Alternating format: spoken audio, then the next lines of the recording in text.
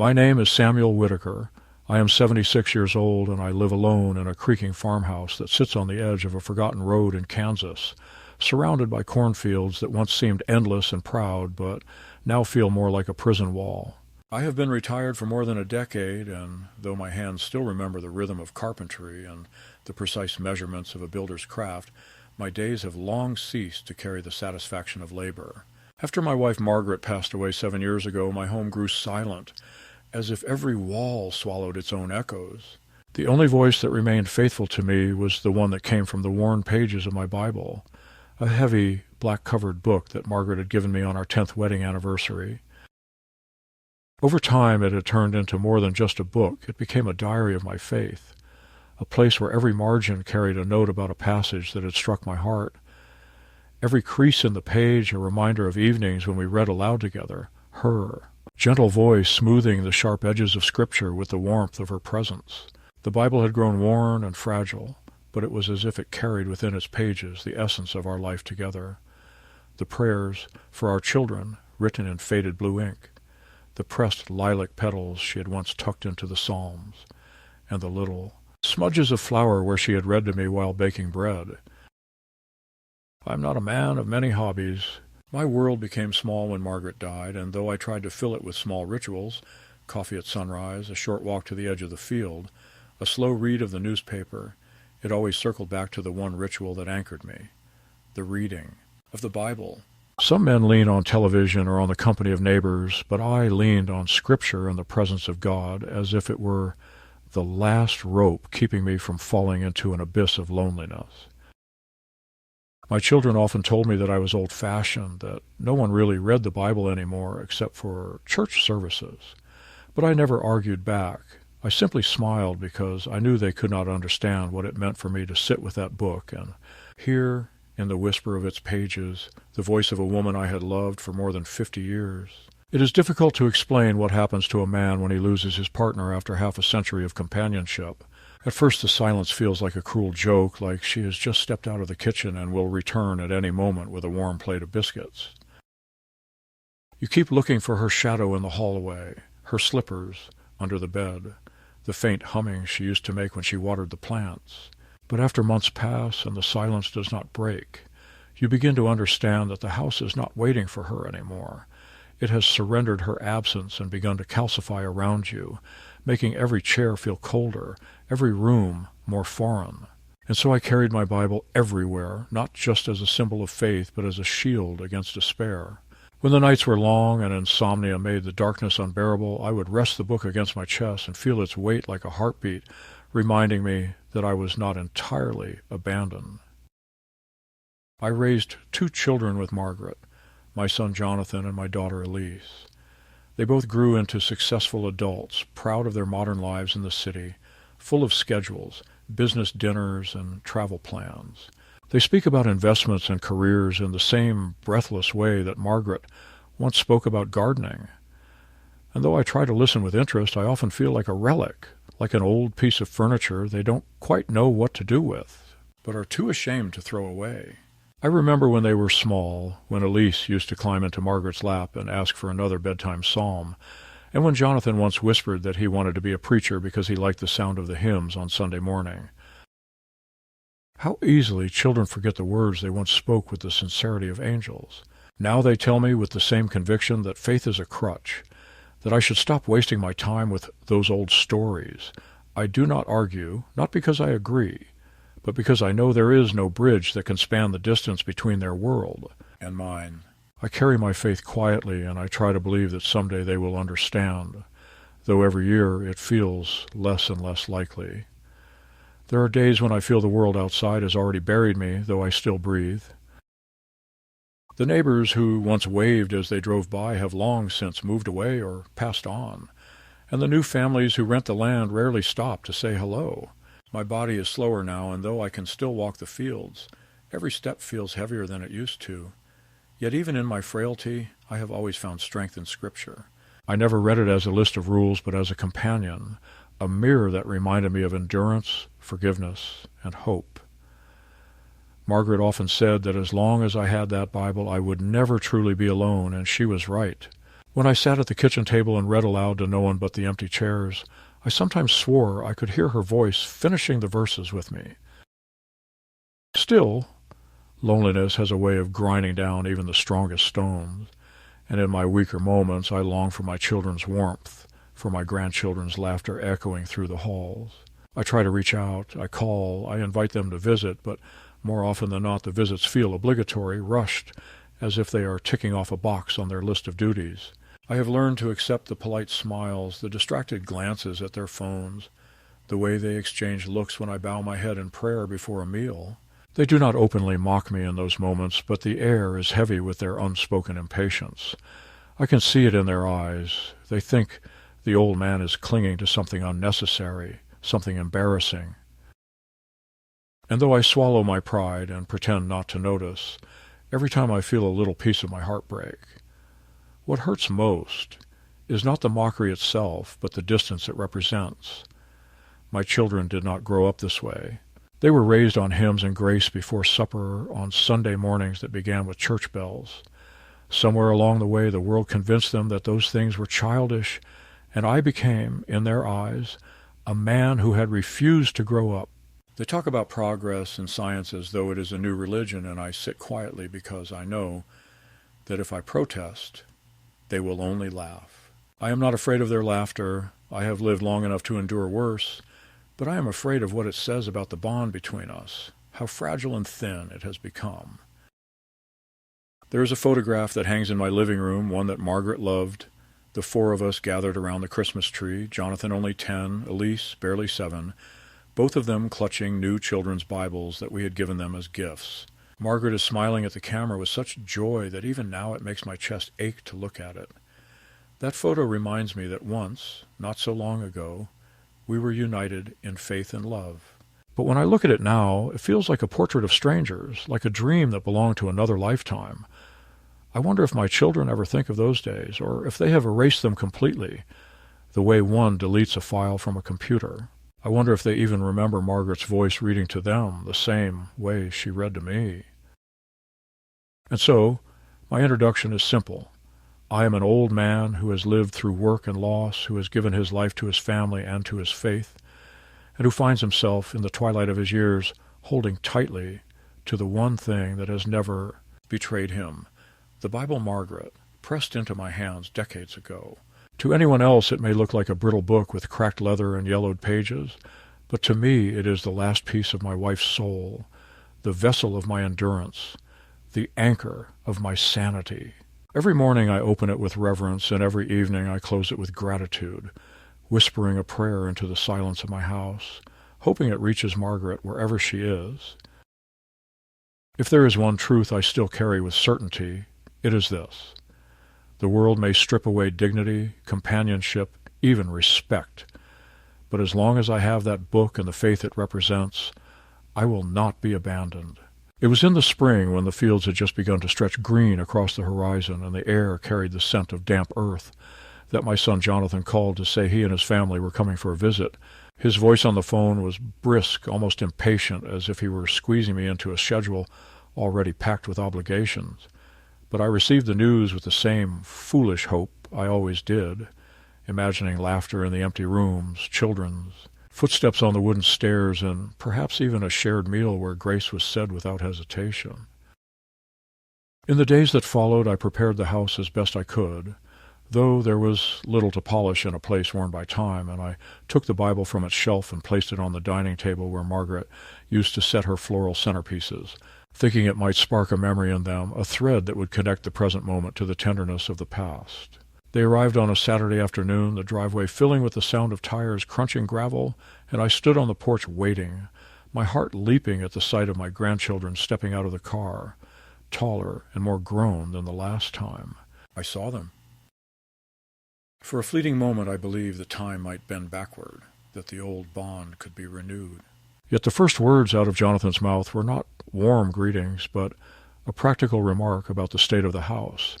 how it looked like I had let the paint fade and the porch sag. I smiled faintly, refusing to let the sting take root, and opened my arms to embrace him, though he returned it with only a quick pat on the shoulder, his eyes already scanning his phone. Elise had not come. busy with her own affairs, so it was Jonathan, his wife Marlene, and their 2 sons, Lucas and Aaron. Inside the house, the atmosphere was restless, as though the air itself resisted being filled with their hurried voices. Marlene commented on the outdated furniture, the old smell of books, and the lack of a television in the living room, as if she had entered a museum rather than her husband's childhood home. The boys wandered about with the restless energy of youth, touching shelves, opening drawers,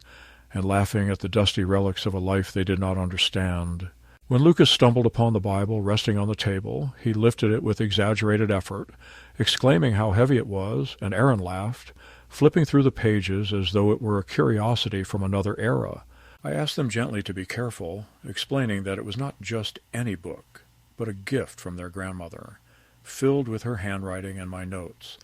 a sacred witness to our lives. They looked at me with smirks that carried no malice but the casual cruelty of ignorance, and Jonathan chuckled, saying, "Dad, don't burden them with all that old superstition. It's just paper." Those words pierced me deeper than I expected,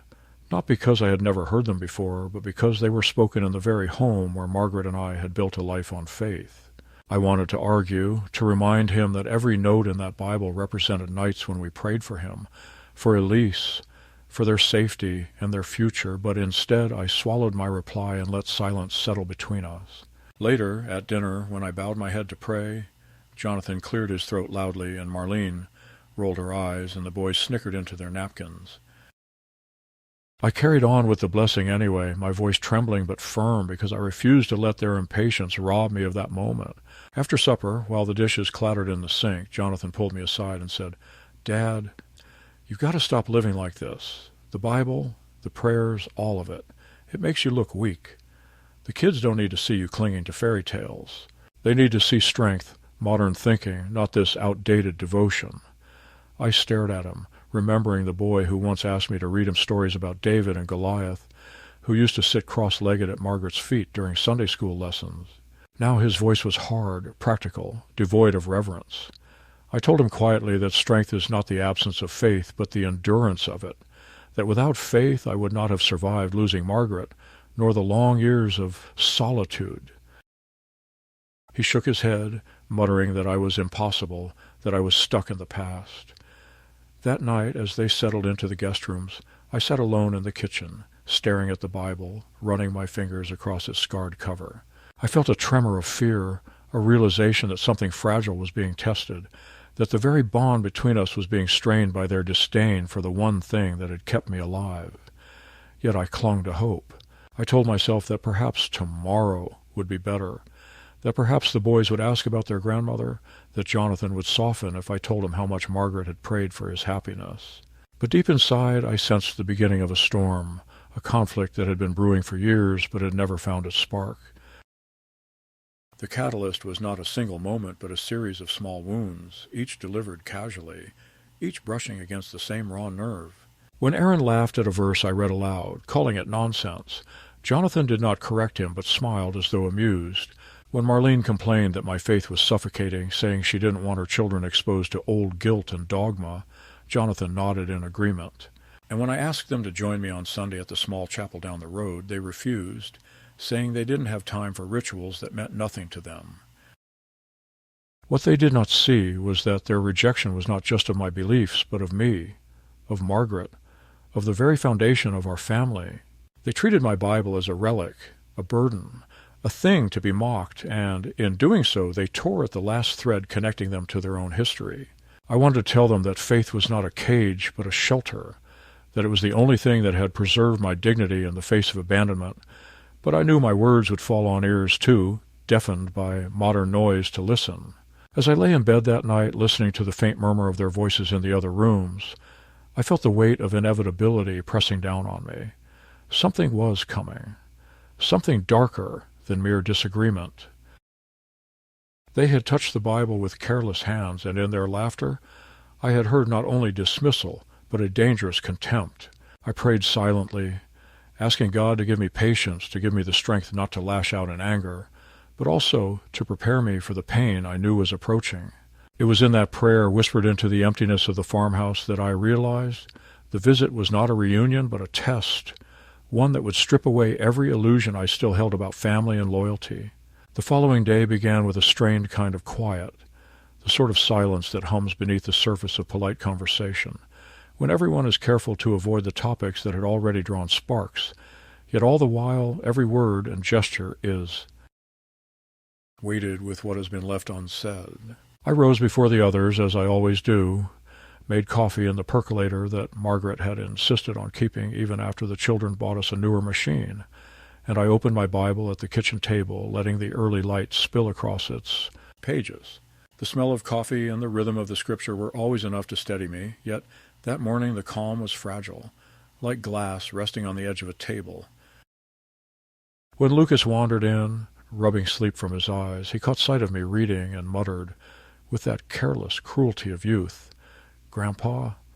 are you still reading that thing? Don't you know it's all made up?" He said it not as a serious question, but as a joke, something he had likely heard from his parents. And before I could respond, Aaron stumbled in and echoed his brother with a laugh. I closed the Bible quietly, unwilling to let my temper rise so early in the day, but the sting of their words lingered long after they had gone to raid the pantry for cereal. When Jonathan appeared, he made no comment about the boy's behavior, only reminded me that we would all be driving into town later for lunch.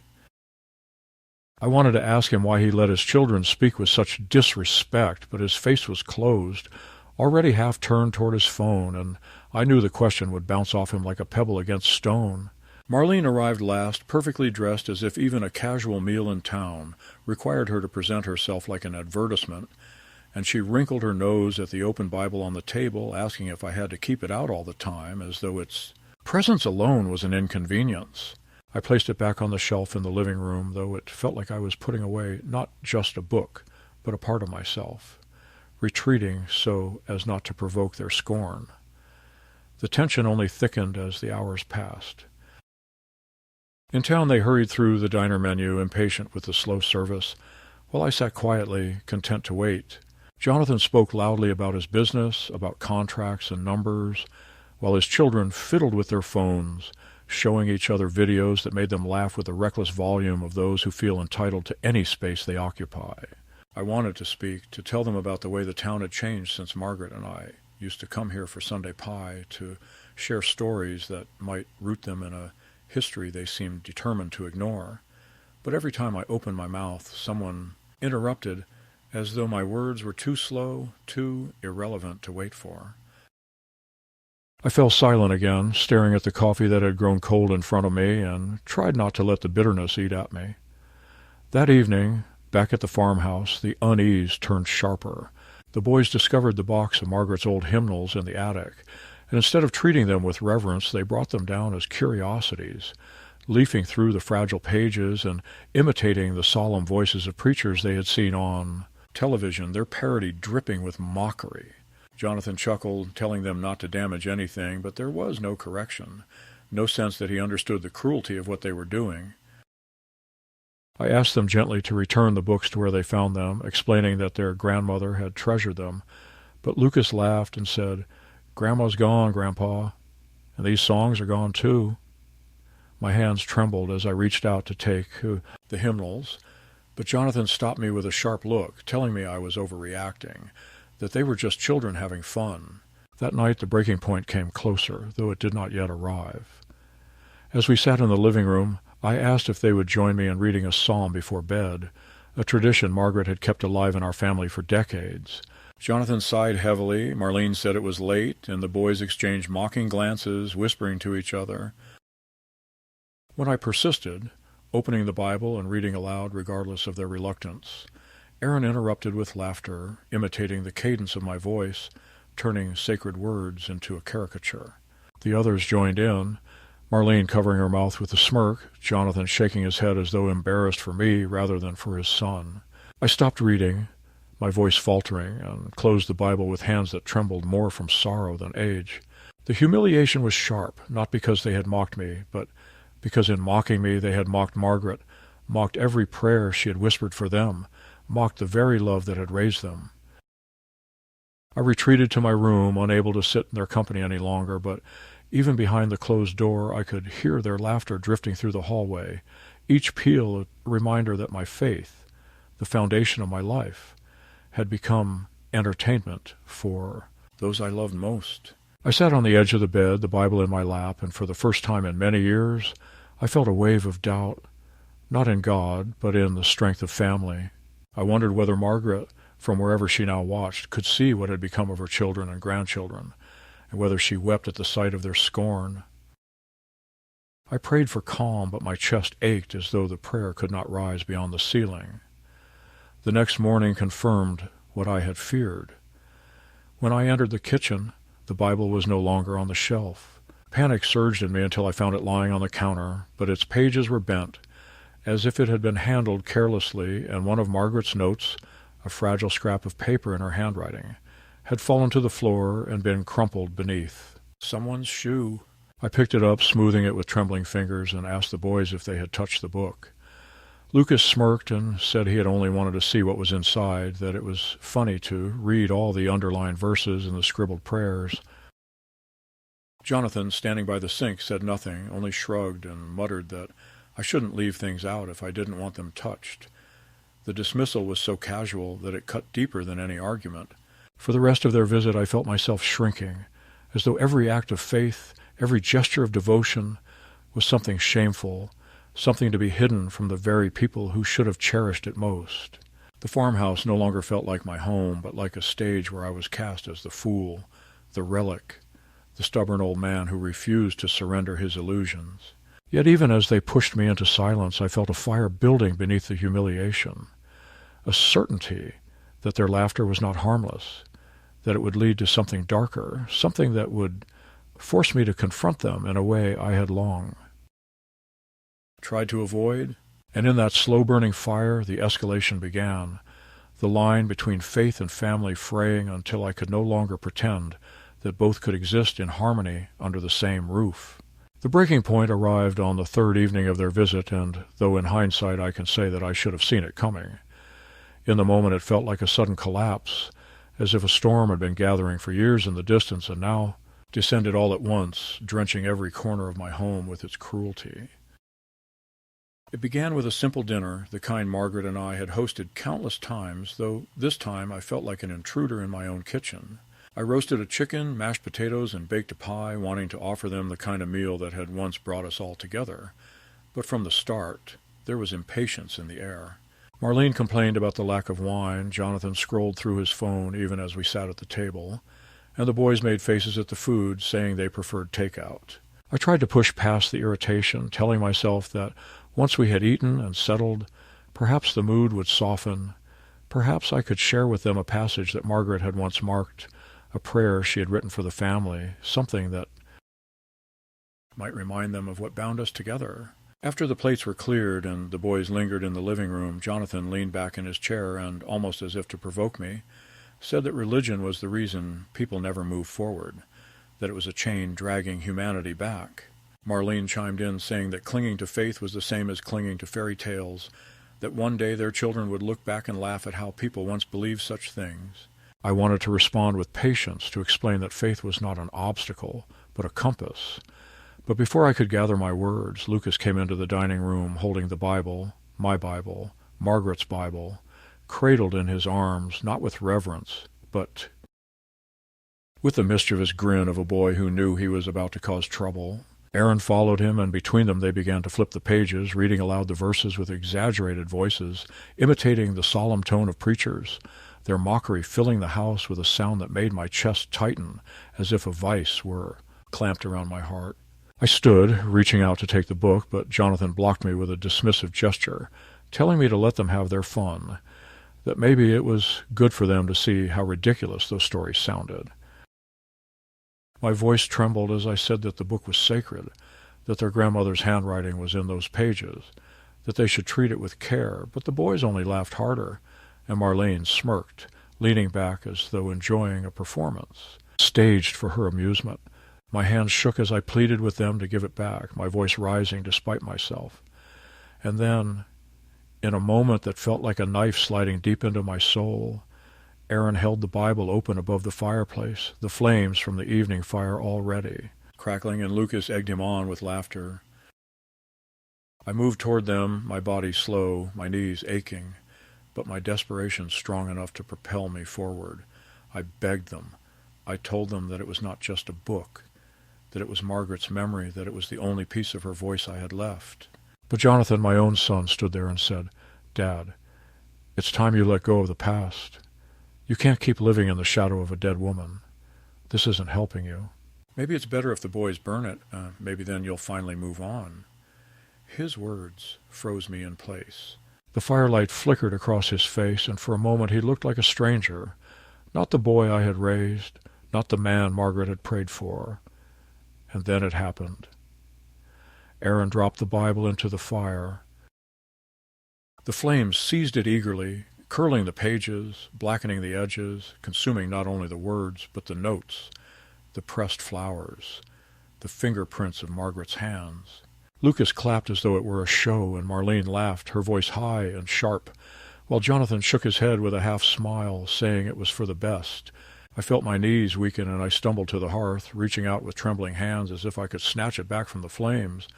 But Jonathan caught my arm, holding me in place, telling me to stop embarrassing myself. The heat seared my face, the acrid smoke burned my eyes, and I watched as the last tangible piece of Margaret, the vessel of our shared faith, turned to ash before my eyes. I cannot describe the hollowness that filled me in that moment. It was not anger, not yet, though rage trembled deep within me like a storm waiting to break. It was grief, raw and absolute, as though Margaret had died all over again, this time not by nature's hand, but by the deliberate cruelty of those she had once loved. I sank into the nearest chair, my body trembling, my breath shallow, and for a long while I could not speak. The boys laughed nervously, their amusement dimming as they saw my silence, and Marlene shifted uncomfortably, but Jonathan remained firm, saying that I would thank him some day, that I needed to stop clinging to symbols. But he did not understand. None of them understood. It was not a symbol that had been burned. It was my wife's voice, her handwriting, her prayers, her very presence. And in their laughter I heard the sound of betrayal so deep that it fractured something inside me beyond repair. I said nothing because I knew that if I spoke my voice would break and I would beg. And I refused to beg those who had just desecrated the most sacred part of my life. Instead I sat in silence, the smoke curling around me like a shroud, my heart beating slowly as though weighed down with stones. And I felt the world tilt, the line between father and son, between love and cruelty, forever broken. That was the moment I knew things would never return to what they had been. The fire had not only consumed the Bible, but had burned away the last illusion that my family might one day understand me, might one day come back to the faith that had once bound us. The midpoint of this story was not only the destruction of an object, but the destruction of trust. And as I sat there, staring into the flames that now held nothing but ash, I felt the first stirrings of something stronger than grief, something that would guide me in the days to come, the quiet certainty that God sees everything and that those who mock what is sacred will one day face a fire far greater than the one in my hearth. In the gray hush of the morning after the fire, the house smelled faintly of char and damp ash, a thin, bitter veil that clung to the curtains and to my clothes, as if the air itself wanted to remind me, with every breath, of what had been taken. And while the others moved about with forced normalcy, Marlene running water as if she intended to purge the kitchen of its history, the boys slinging their backpacks over one shoulder in the theatrical way of adolescence, Jonathan's voice clipped as he fielded calls and sent terse emails. I sat at the table with my hands wrapped around a cup of coffee that had long gone cold, feeling the tremor in my fingertips settle into something steadier and more dangerous than grief. When Jonathan finally closed his laptop and took the chair across from me, there was a strange brightness in his eyes, the glitter of a man who has convinced himself that cruelty can be repackaged as compassion, if only one chooses the right words. And he began to speak with that gentle managerial tone that he used on employees and contractors, explaining that last night had been dramatic but necessary, that symbols had power and sometimes a man must be shocked free of them, and that moving forward we needed to put certain structures in place so there would be no more scenes, by which he meant he had arranged for a notary to stop by in the afternoon so I could sign a durable power of attorney, medical and financial. Very standard and sensible, nothing to fear, a responsible son's way of making sure bills were paid on time and appointments were kept and no spiritual distractions got in the way of practical life. I listened without interrupting, marveling at how he had folded last night's desecration into a case study on elder care. And when he paused for my assent, I told him with a quietness that startled even me that I would not sign anything today or any day, that I still knew my name and my history and my God, and that a home where a man's Bible could be thrown into the fire with laughter was not a home where a man should hand over his signature to the ones who struck the match. He smiled then, the way a salesman smiles when a client resists the first pitch, and shifted to the second layer of the plan, saying there was an opening at a place called Meadowbrook, just outside town, bright rooms and 3 hot meals and a shuttle, to the mall, a book club if I insisted on reading, a visiting clinician twice a week, and a quiet church service on Sundays that was interfaith and non-judgmental, which he offered as if it were an improvement on the stubborn fidelity of the chapel down the road. He spoke about safety and about the burden of country living, about icy steps and old wiring and the loneliness of long winters. And while he talked, Marlene drifted into the doorway and stood there with her arms folded, letting him play the benevolent son while she surveyed the kitchen like a foreman evaluating a building slated for teardown. And when he finished, she added the finishing nail that the boys were unsettled by my intensity, that faith had become performative and destabilizing in the household, and that the healthiest thing for everyone would be a move, not as punishment, but as a gift, a soft landing for a man who had clearly reached the stage where sentiment made him volatile. I felt, as she spoke, the oddest sensation of standing at a well I had known my whole life and watching them pour dye into it, turning the water unfamiliar so that when I lifted the bucket I could no longer recognize what I had relied on. And I told them that mockery cannot be laundered by the language of wellness, that a dignified old age is not a privilege granted by children with clipboards, but a right bestowed by a life lived faithfully, and that if they wished to help me they could begin by apologizing to a woman who was not there to receive it, but who could hear every word. The apology did not come. Instead, the retaliation grew polite, which is a more dangerous form than open anger, and by noon a white sedan turned into my drive with the county seal on the door, and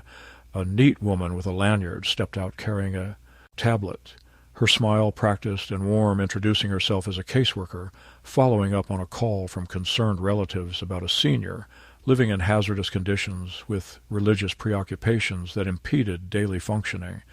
And I understood in the precise phrasing of her intake questions how swiftly a story can be flipped on its back and pinned there with official words. I answered her fully, showed her the pantry stocked and the furnace serviced, read to her the Sunday school rosters. From the years when I taught small boys to memorize verses without shame, and when she glanced toward the cold fireplace and asked about the soot and the scorched fragments on the grate, Jonathan spoke up with smooth confidence and said, "We had had an accident last night when I fell asleep with a Bible too close to the embers, a slip of the hand. Nothing malicious, just the kind of thing that proves a man needs oversight." I turned my head and looked at him as one looks at a man who has opened a trap door beneath your feet,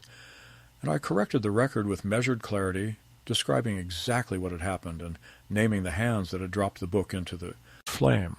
and the caseworker, who had come to inventory hazards, now did the harder work of discerning truth, her eyes moving from my steady gaze to Jonathan's cheerful poise,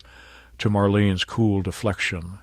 to the boys hovering in the hallway, shifty and fascinated by the whiff of drama, and she took notes and asked more questions and said she would follow up, which is what one says when one has glimpsed something ugly and knows it will not resolve in a single visit.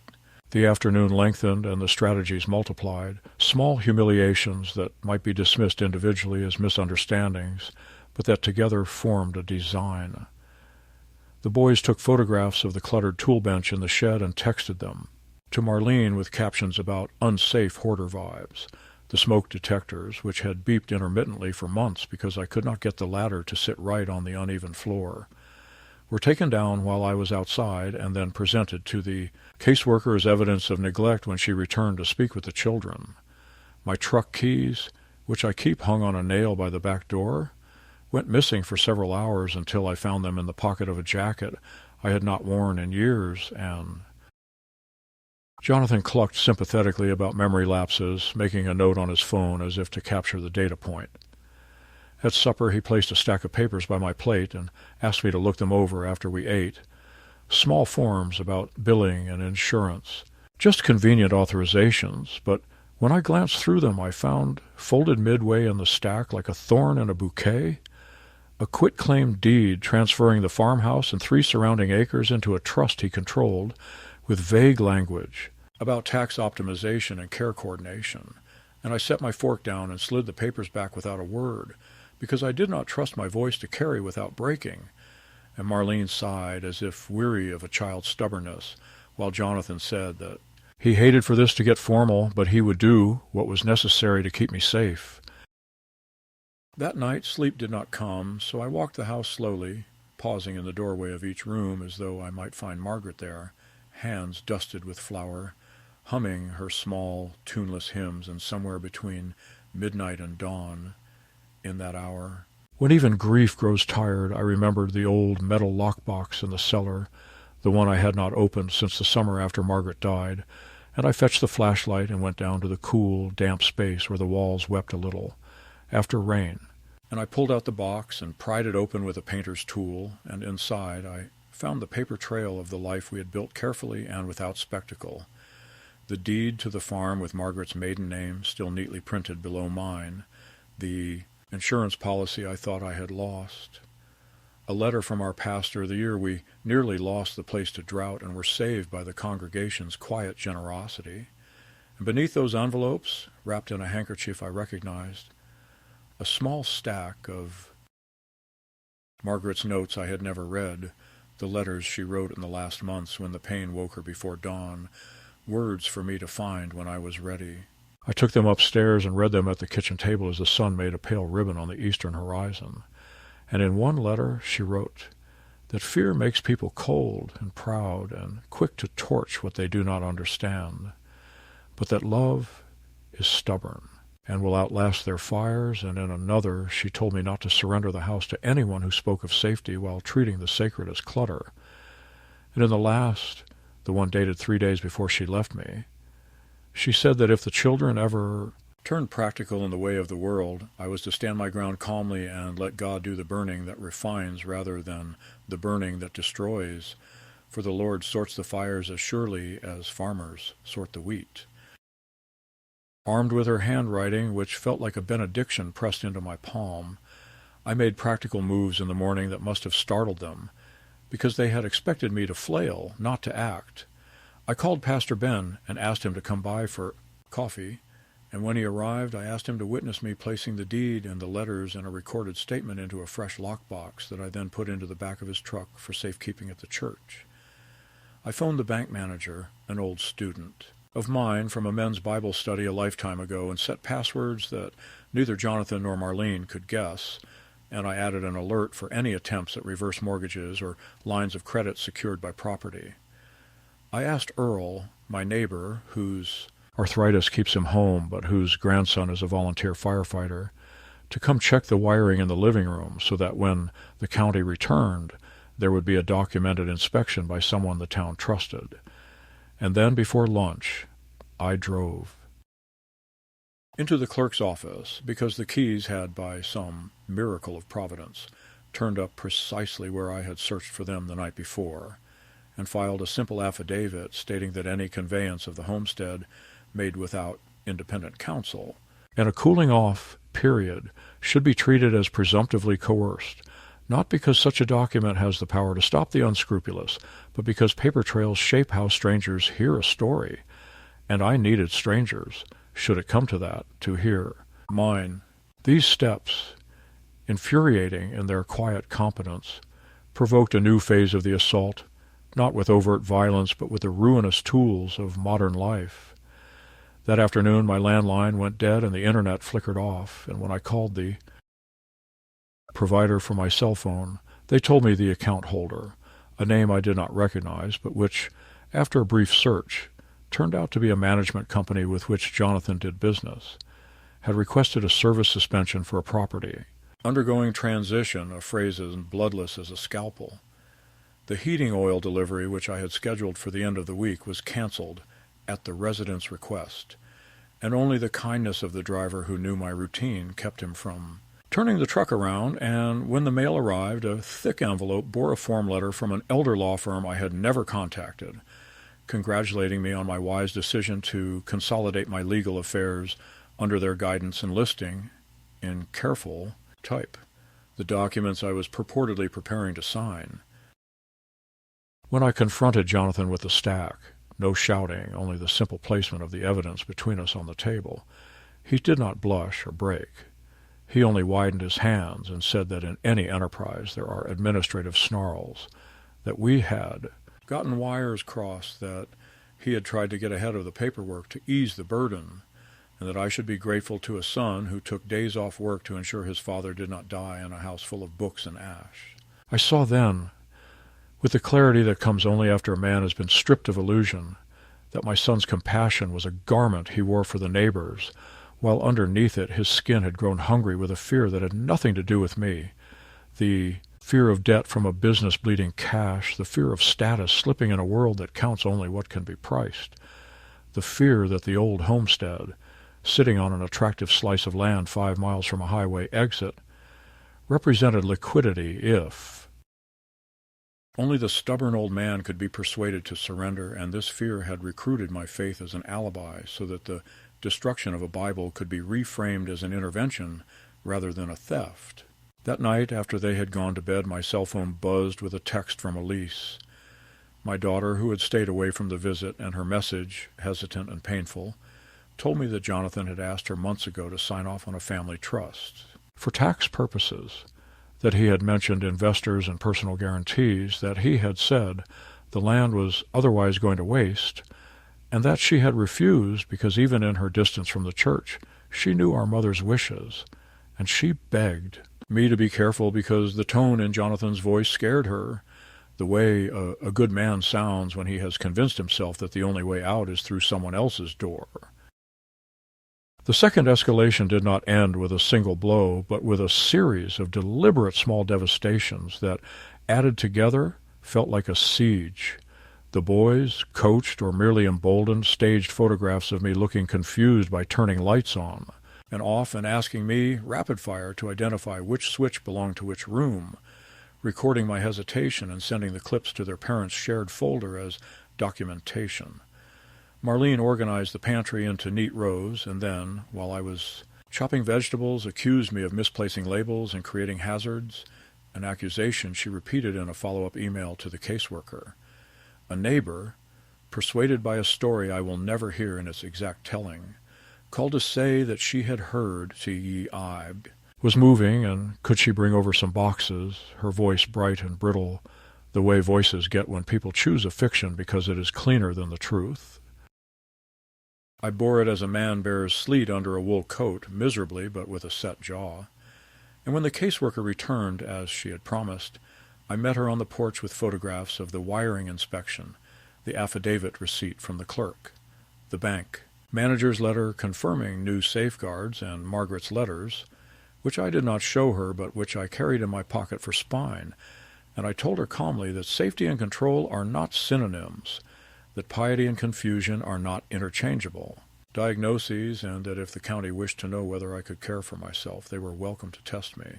not with gotcha games about light switches, but with the practical demands of living, bills paid, roof sound, neighbors known, hospitality offered,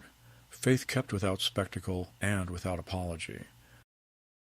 She listened, and this time when she left, she said not, "I'll follow up," but "I hear you," which is the first crack in a wall when a bulldozer is not available. By the time the sun set on the 7th day, the uneasy truce of pretense had collapsed, and the house had become a place of watchfulness where every kindness felt barbed and every request sounded like the rustle of a net.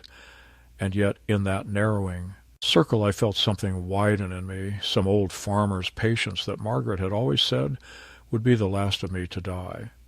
A patience that is not passivity, but the careful waiting for the field to dry before you take the weight of the tractor on too.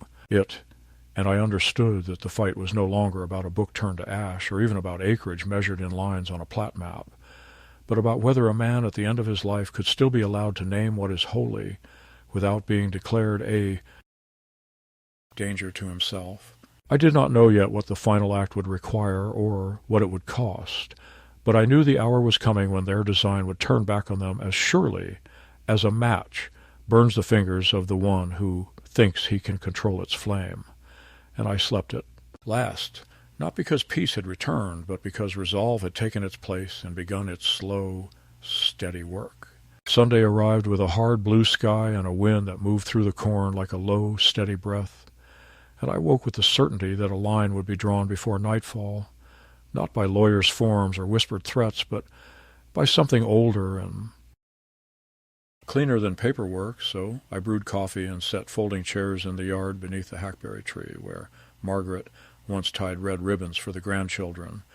and I called Pastor Ben and asked him to bring nothing but his presence, and I phoned Earl to tell him I might need his grandson's number if trouble came, and when the county caseworker, Ms. Delgado, texted that she wanted to follow up informally, I told her she was welcome because I intended to read aloud from memory the passages Margaret had written into the margins they burned, and I did not care any more if those who had laughed thought me theatrical, since grief has its own stage, whether we build it or not. By mid-morning, a few neighbors had wandered in with cautious faces and casseroles they pretended were for after church, and Pastor Ben stood with his hands folded, and Ms. Delgado parked by the ditch and came up the drive alone, her lanyard turned backward as if for the hour she wished to be simply a witness, and then Jonathan's SUV rolled in with a flourish as if he were still playing host. Marlene straight-backed. Beside him, the boys in the rear already glancing down at their phones, and he stepped out carrying a leather portfolio that he kept angled so I could see the edge of a thick sheaf of papers and the gleam of a pen tucked into the clasp. And he smiled, the way men smile when they are about to deliver what they think is a merciful ultimatum. I welcomed them all with the same words, invited everyone to sit, and told Jonathan there would be time enough for business after I had finished saying what needed saying. And when he rolled his eyes toward Marlene, she touched his wrist and told him to let the old man have his moment because it would make the later conversation smoother, and so,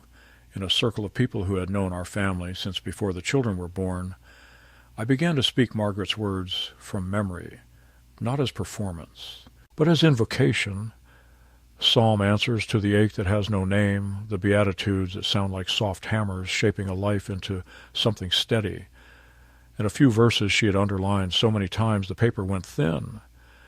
And as I spoke, I watched the faces, some wet, some skeptical, some merely still, and I saw Ms. Delgado's gaze soften in that careful way of professionals who are trained not to take sides and yet cannot help being moved when something honest is laid in front of them without malice. When I finished, there was a quiet that did not beg to be broken, and into that quiet Jonathan stepped with his portfolio as if entering an empty room, thanking me for sharing and immediately pivoting,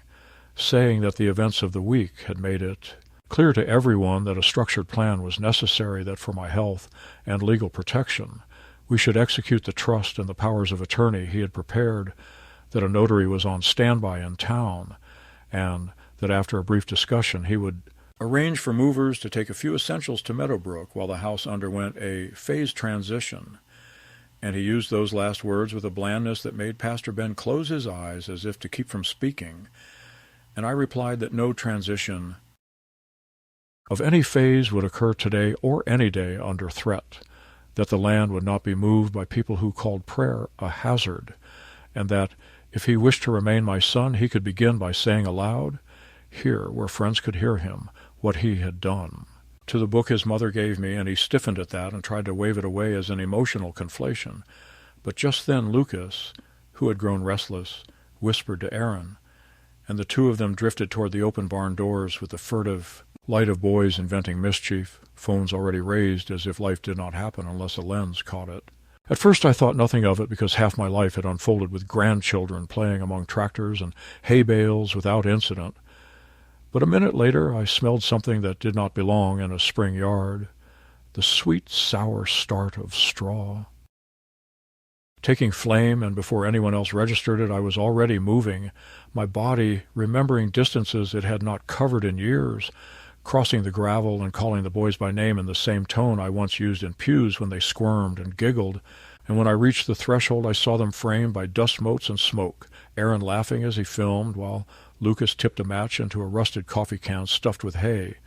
a stunt for a joke or a dare, and the thin orange tongue had already licked. Over the rim to the loose straw at their feet where old oil drips and chaff make a tinder that does not forgive, and in the span of one held breath the ridiculous became deadly, because fire courts those who think they command it. I bellowed their names, and they startled, Lucas stumbling backward, Aaron still recording because fear takes a moment to overtake vanity,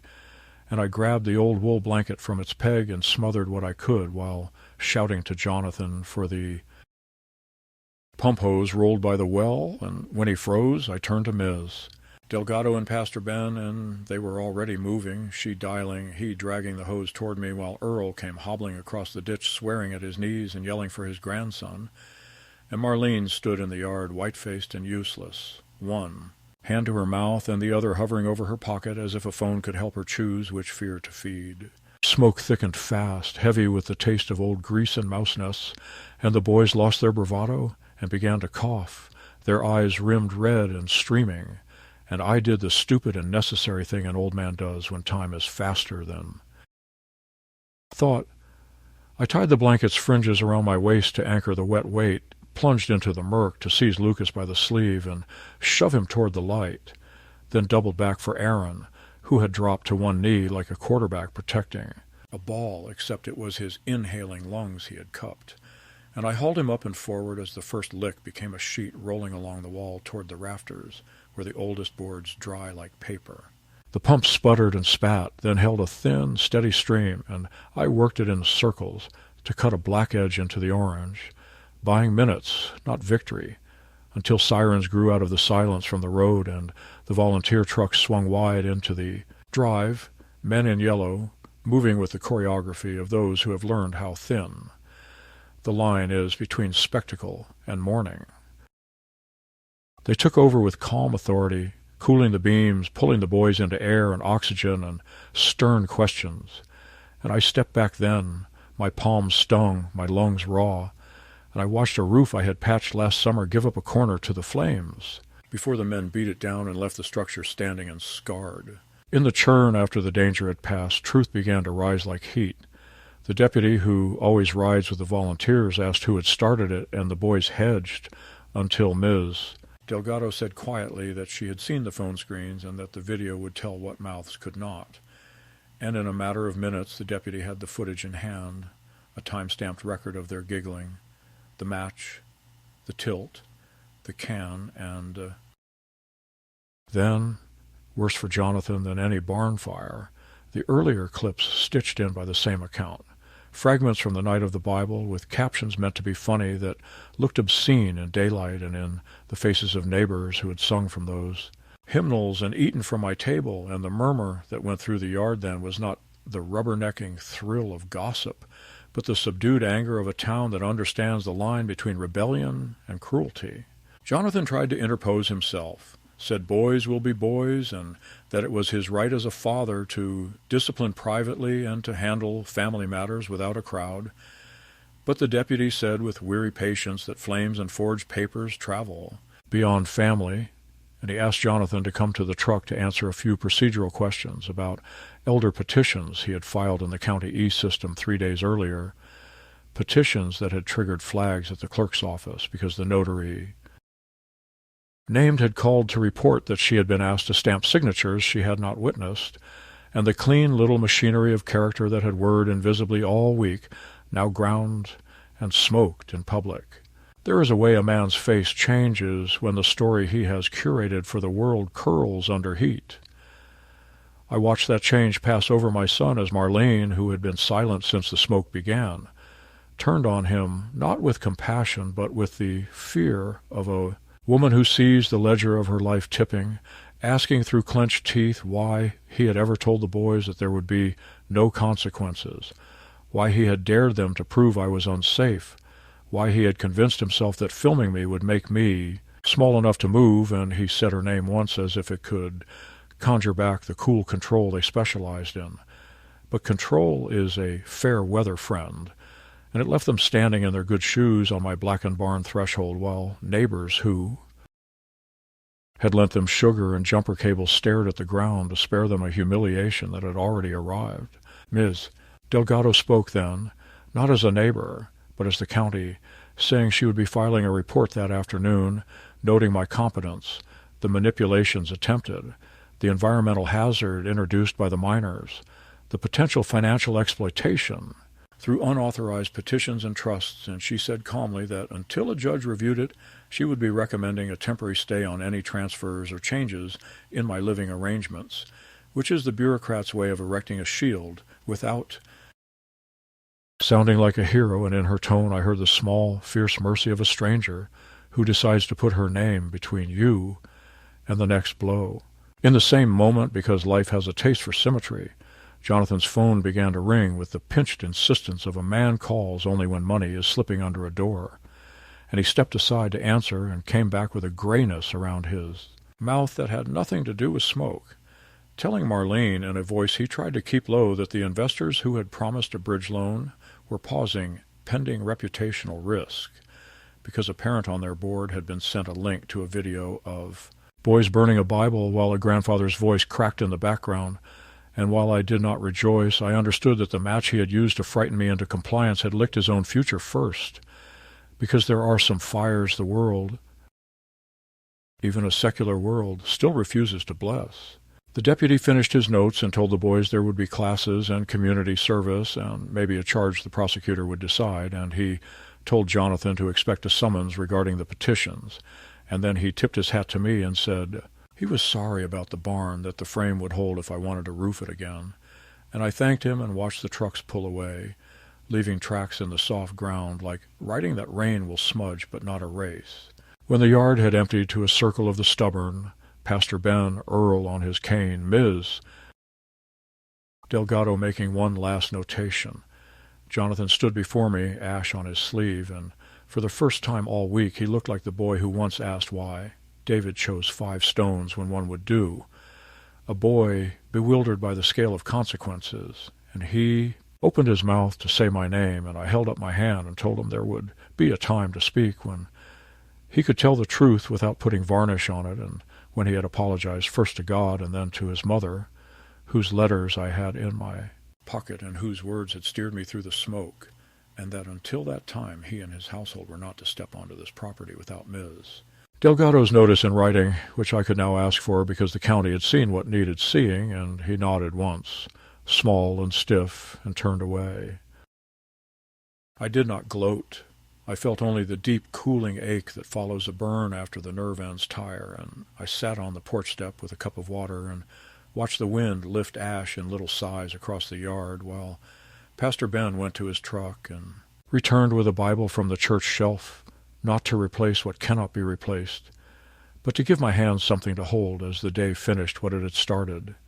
and I turned it over in my palms, the cover new and too smooth, and I knew the last act would not be vengeance, but the quieter work of staying, of repairing, of remembering aloud in a voice steadier than theirs that some things do not burn,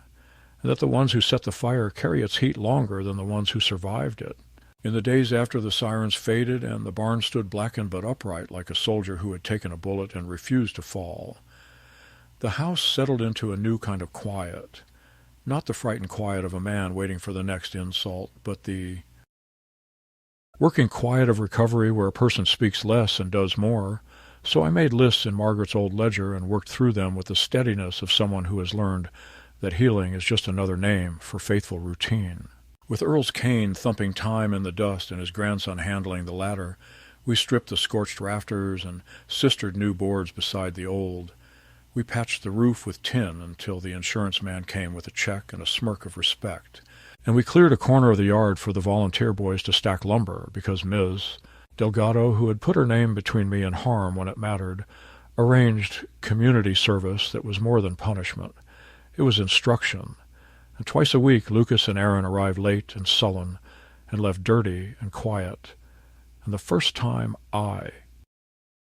handed them cold water and said nothing. But the second week, when Aaron paused with his palm on a beam still warm from the sun, he asked me how long a thing can smell like smoke, and I told him as gently as I could that some smells get into the grain and never leave entirely, and that is why a man should be careful what he burns. Word about the petitions and the notary traveled through town without my help, because small places are built for carrying truth the way the prairie carries wind, and Jonathan found doors that had always opened for him now opening only a crack. His bridge of investors washed out by the flood he made with his own hands, and when the clerk filed her report and the prosecutor declined to charge me with incompetence because I was demonstrably not incompetent, there was talk of charges for false.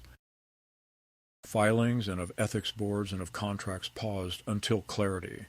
a phrase that sounds like mercy until you watch it drain a man's calendar of meetings and a family's account of deposits. The deputy stopped by one afternoon to return a pocket knife I must have dropped the day of the fire, and he said that the boys would be kept in a diversion program if they kept their grades and kept showing up to rebuild what they almost destroyed. And that seemed right to me, because a young man should be given a chance to learn what a match costs,